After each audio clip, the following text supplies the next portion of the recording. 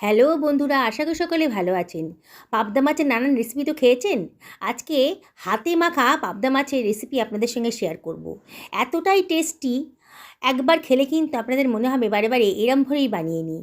এতটাই টেস্টি, আর বানানোতে কোনো ঝামেলাই নেই, চটজলদি হয়েও যাবে। মাত্র 10 মিনিটের মধ্যে কিন্তু আপনি এই রেসিপিটা বিনা ঝামেলায় বানিয়ে ফেলতে পারবেন, আর এর স্বাদ কিন্তু আপনাদের 10 দিন জিভে লেগে থাকবে। চলুন তাহলে কথা না বাড়িয়ে বানিয়ে ফেলি। আমি এখানে 5খানা মাঝারি সাইজের পাবদা মাছ নিয়ে নিয়েছি। আগে থেকে ধুয়ে পরিষ্কার করে নিয়েছি মাছগুলোকে। দেখুন, মাছগুলোকে এবার আমি সরিয়ে রাখছি। আমি এখানে 1.5খানা টমেটো নিয়ে নিয়েছি। আমি যে পরিমাণ মাছ নিয়েছি তাতে আমার 1.5খানা টমেটোরই প্রয়োজন হবে। এই টমেটোগুলোকে আমি রাফলি কেটে নেব।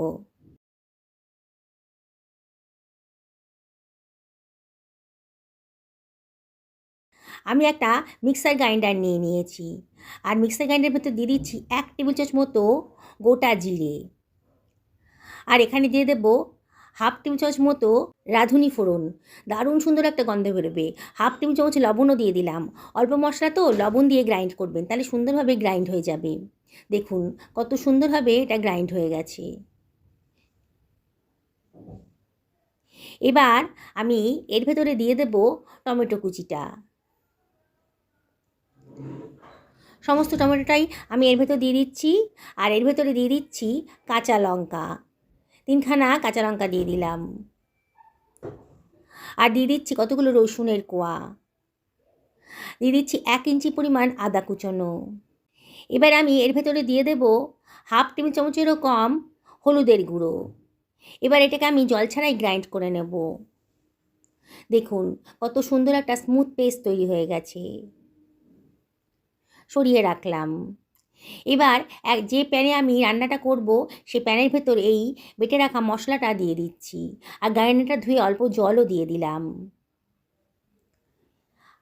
আজকের রেসিপিটাতে আমি খুব একটা বেশি মশলা ইউজ করব না, তাতেই কিন্তু দারুণ সুন্দর টেস্ট আসবে। একটু শুকনো লঙ্কার গুঁড়ো দিয়ে দিলাম 1/2 টেবিল চামচ মতো, আর 1/4 টেবিল চামচ মতো কালো জিরে দিয়ে দিলাম। দারুণ সুন্দর একটা গন্ধ বেরোবে। আর এর ভেতরে দিয়ে দিচ্ছি 2 টেবিল চামচ মতো সর্ষের তেল।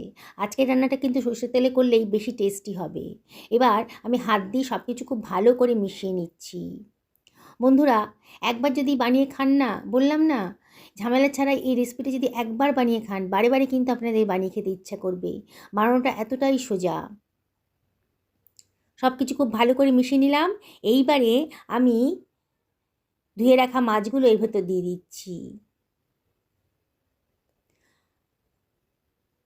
কাতলা মাছ খুব নরম, তাই খুব আলতো হাতে এই মাছের গায়ে মশলাগুলোকে ভালো করে মাখিয়ে নিতে হবে।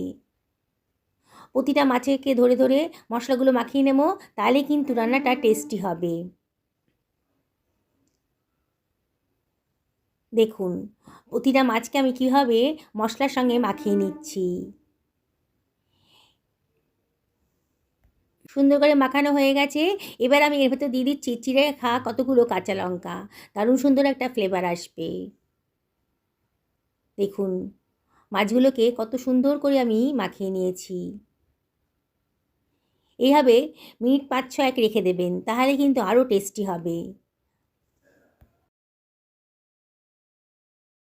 5 মিনিট বাদে আমি এটাকে গ্যাস ওভেনে বসিয়ে দিচ্ছি।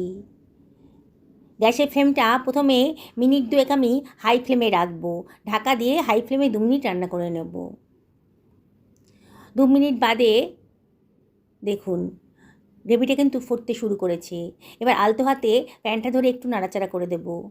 খুন্তি দিয়ে নাড়াবো না, বললাম না মাছ ভীষণই নরম পাবদা মাছ, সেই জন্যে খুন্তি দিয়ে নাড়ালে ভেঙে যেতে পারে, সেই জন্যে হাত দিয়ে প্যানটাকে একটুখানি নাড়াচাড়া করে নেব। এবার ওপর থেকে আমি 1/2 বাটি পরিমাণ জল দিয়ে দিলাম। কে কীরকম গ্রেভি পছন্দ করেন সেই অনুযায়ী জলটা দেবেন। আবারও আমি প্যানটা ধরে একটু নাড়াচাড়া করে দিচ্ছি। এবারে আমি ঢাকা দিয়ে 3 থেকে 4 মিনিট লো ফ্লেমে রান্না করে নেব।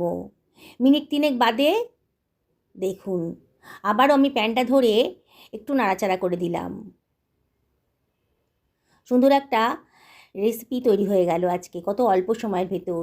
যেসব বন্ধুরা রেসিপিটা দেখছেন এখনও অথচ আমাকে এখনও সাবস্ক্রাইব করেননি, তাদেরকে আমি রিকোয়েস্ট করব আমার চ্যানেলটা সাবস্ক্রাইব করার জন্যে। দেখুন আমি একটা মাছ তুলে দেখাচ্ছি, দেখেই মনে হচ্ছে যে মাছটা কিন্তু পুরোপুরি সেদ্ধ হয়ে গেছে। এবারে আমি ছড়িয়ে দিচ্ছি বেশ খানিকটা ধনেপাতা কুচি, দারুণ সুন্দর একটা ফ্লেভার আসবে। অল্প তেল মশলা দিয়েই কিন্তু অসাধারণ টেস্টি রেসিপিটা তৈরি হয়ে যাবে। টেস্টটা আরও বাড়ানোর জন্য আমি এখানে 1 টেবিল চামচ মতো কাঁচা সর্ষের তেল ছড়িয়ে দিলাম, দিয়ে আবারও প্যানটা ধরে একটু নাড়াচাড়া করে দিচ্ছি। দিয়ে এবার গ্যাসের ফ্লেমটা অফ করে মিনিট 2 রেখে দেবো রেস্টে। 2 মিনিট বাদে দেখুন এটা কিন্তু খাওয়ার জন্য পুরোপুরি রেডি। গরম ভাত রেডি আছে তো, তাহলে আর দেরি না করে খেতে বসুন। অসাধারণ টেস্টি। আমি একটা সার্ভিং প্লেট এগুলোকে সার্ভ করে দিচ্ছি। খুব আলতো হাতে সার্ভ করতে হবে। মাছগুলো কিন্তু ভীষণই নরম, আবারও বলছি, ভেঙে যেতে পারে। অসম্ভব টেস্টি। গরম ভাতের সাথে এই রেসিপিটা থাকলে আর অন্য কোনো পদের দরকারই হবে না।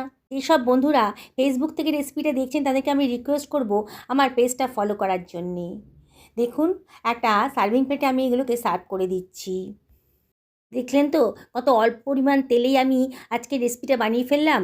মাছ ভাজতে যেটুকু তেল লাগে সেই তেলেই কিন্তু পুরো রান্নাটা কমপ্লিট হয়ে গেছে, আর কোনো ঝামেলা ছাড়াই কিন্তু রান্নাটা কমপ্লিট হয়ে গেছে। আর এই টেস্ট কিন্তু একেবারে দুর্দান্ত।